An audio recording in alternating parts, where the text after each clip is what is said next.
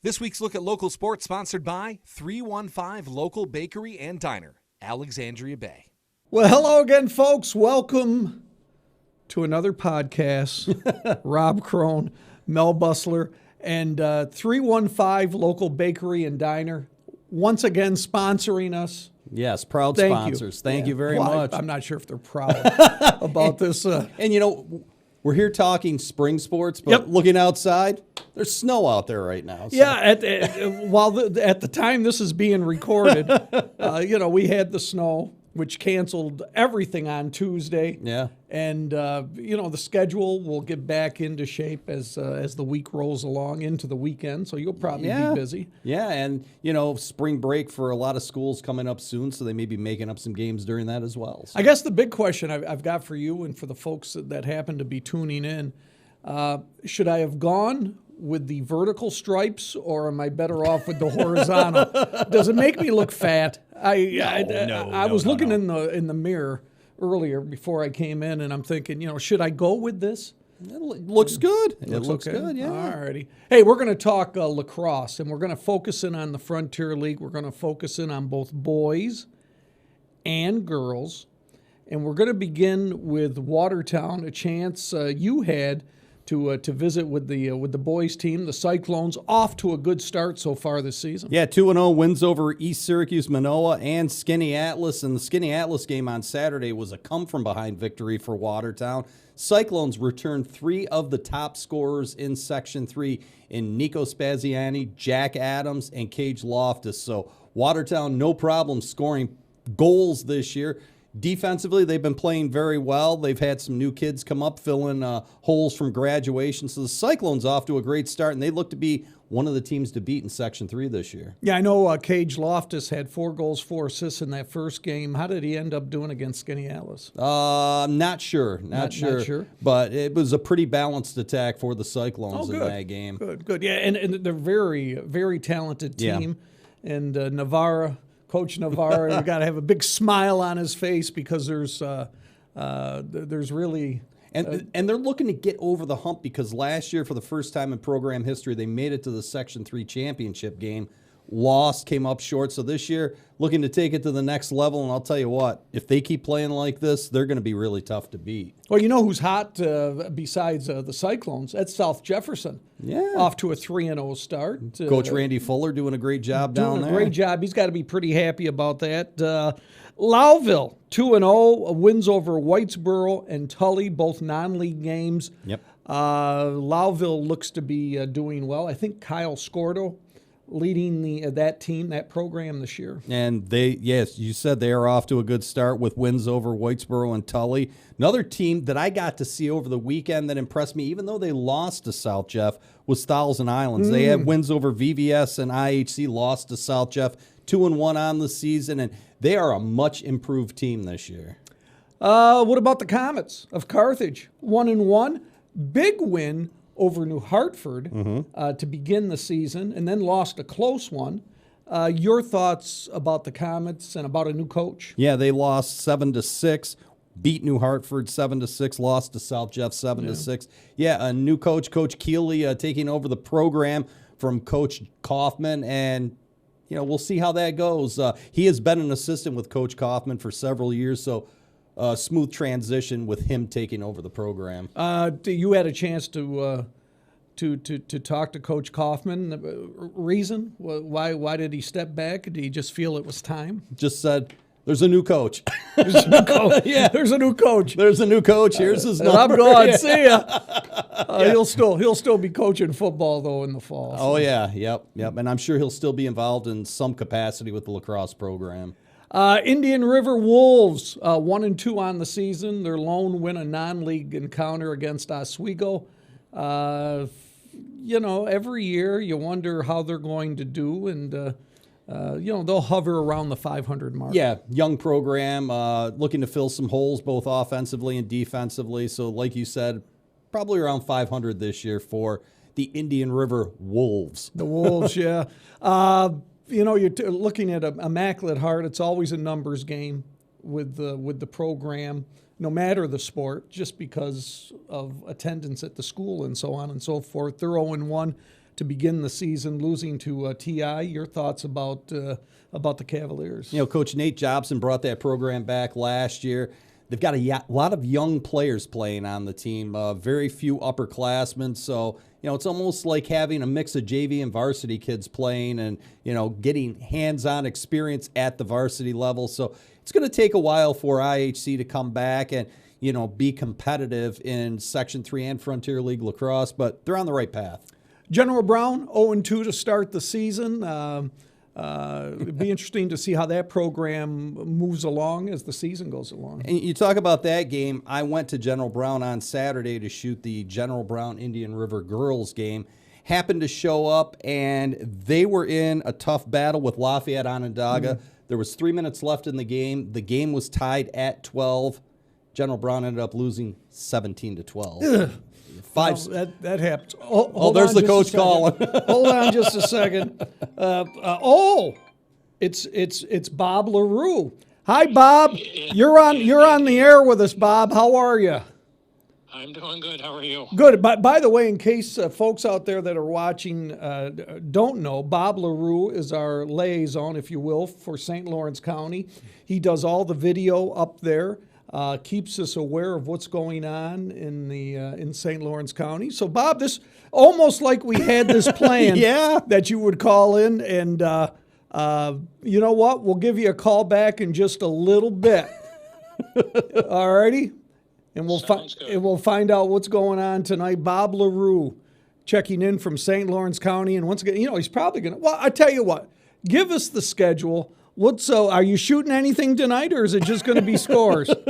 Just scores tonight. Just scores tonight. I don't blame you. It's cold out. Last check I saw, we had a wind chill at 18 degrees.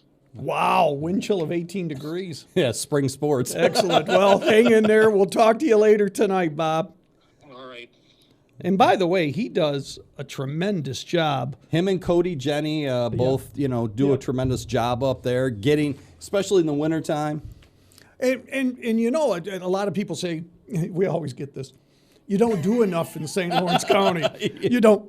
We pay this guy to shoot sports up there. Yeah. And really, there's not many shows that go by that we do not have highlights from the big county. So I mean, either high school or college. Yep. So So I think both of us are pretty proud of the coverage we give to Section 10 up there. And along with the coverage we give to Frontier League teams down here, so we make an effort. We make a financial effort to do it. So. Yeah, and we couldn't do it without Jeff Cole and the Eric Krebs and the rest of the people here at 7 News making that financial obligation and letting us have the chance to cover Section 10 athletics as we have with Bob for several years. And, of course, we had to make a decision, too, not to ever get a raise again because we pay Bob up in St. Lawrence County. So it's kind of tough. But, hey, you know what? We're willing to sacrifice, too, even financially for the good of the team. There you go. All right, let's go to Girls Frontier League lacrosse. South Jefferson, 4-0. You had a chance to visit the Lady Spartans. And all of their games pretty much blowouts to begin the season. And here's the thing that really surprised me when I went to do the preview on the South Jeff girls. They have 6 upperclassmen, 6 seniors playing on the team. Most of the players that are making big contributions early on in the season are all sophomores. That's amazing. So Coach Jen Williams does not rebuild. Yep. She just reloads, and they lost in the state championship game last year in Class D. I expect them back in the state Class D championship game this year with a different outcome. I mean, they look tremendous right now. Yeah, Jen Williams has put together an exceptional program. I mean, from top to bottom, from varsity on down. Yeah, and you have to have that feeder program in order to keep that success moving really along. You really do, and she's done a tremendous job. Congratulations. Another team undefeated so far, Watertown at 3-0, coming off a win over General Brown. Your thoughts about the Cyclones? They've got another Machutek in the lineup, Olivia. And she's producing. Yeah, and Coach Purvis is doing a great job there. They have a lot of underclassmen as well, making contributions and filling some big holes from last year where they lost players to graduation. So Watertown off to another big start this year, and I expect it's going to come down to Watertown and South Jeff in the Frontier League for the championship. You would think so. It looks like Indian River may have taken just a little step back this year. Victoria Fusco, she hurt to graduation, lost a few key players. Yeah. Your thoughts about the Wolves? They're currently at 2-2 so far this year. Yeah, they beat Carthage and IHC, lost to South Jeff and General Brown. Indian River is going to be competitive this year, but as you said, lost a number of key players. Lost Raven Marcel, who was, a star for that team, and a couple other players as well. So they're really kind of trying to find their identity right now and look for that scorer to step up and take over that role that Raven Marcel had for them. Lions of General Brown currently stand at 2-2 on the season. Your thoughts about that? Probably they'll hover around the 500 mark this year. Yeah, and looking at this, they beat Chittenango 12-8 and Indian River 12-10, a close game there. Only lost to Watertown 14-8. So whenever I think of General Brown girls lacrosse, I think defense. They're always strong defensively. They've got Claire Ramey scored a couple of goals the other day. So she's kind of picking up some of that offensive slack that they lost to graduation. So, they'll be right around the 500 mark this year. Carthage at 1-2, Sean Gorman's team. Your thoughts about that team, that unit? And they beat Central Square, but lost to both Indian River and South Jeff. I mean, everybody's losing to South Jeff. Yeah, and, Coach Gorman's probably happy because I was at that Central Square game that they won. Right. So, and they looked really good in that. Izzy Wormwood, I believe she scored her 100th career point the other night. And, she's one of the stars of that team. And, Carthage is going to cause some problems for some Frontier League teams this season. IHC starting the season out at 0-2. And probably the most surprising thing, and I'll ask you about this, you were surprised to see the Bartons in the lineup.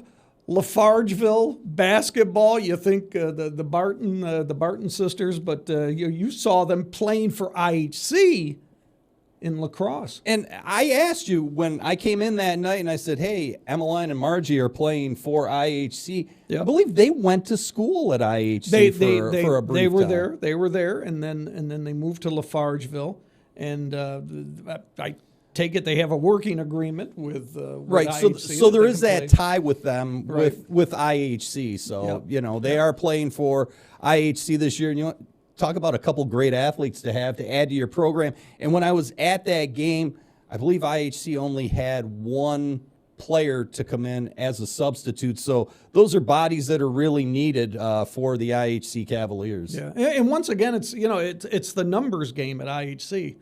It's a fact of life. I mean, they don't, the basketball team, the girls' basketball team only had, 7 or 8 players total. Right.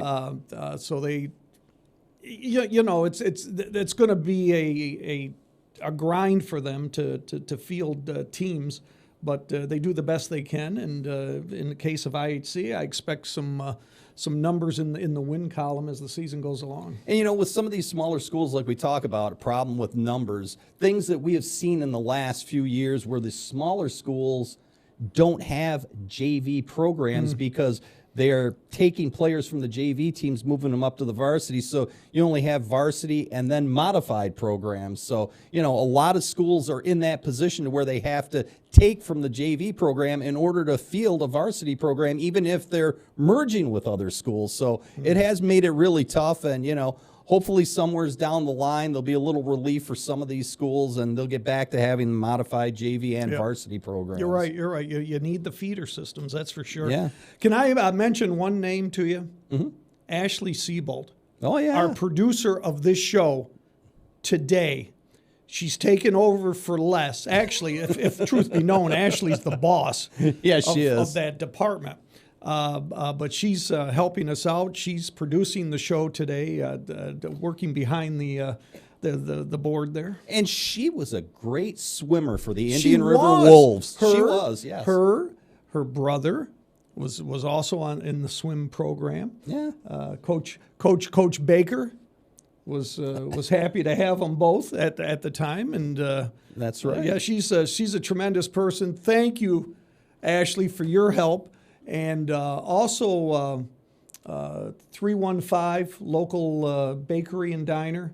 Thank you for sponsoring this. They're located in Alexandria Bay. And I'll tell you what, with the weather starting to get nicer, Yep. what a great place to go when you're up in the bay, enjoying the scenery of the Thousand Islands, to go and grab a bite to eat. That sounds good. Yeah. And who knows, maybe you'll see Ashley there. Tell her we said hi and that we sent you. Okay, that's it for this week. Enjoy the games, get out, support the local teams, and we'll talk to you next week.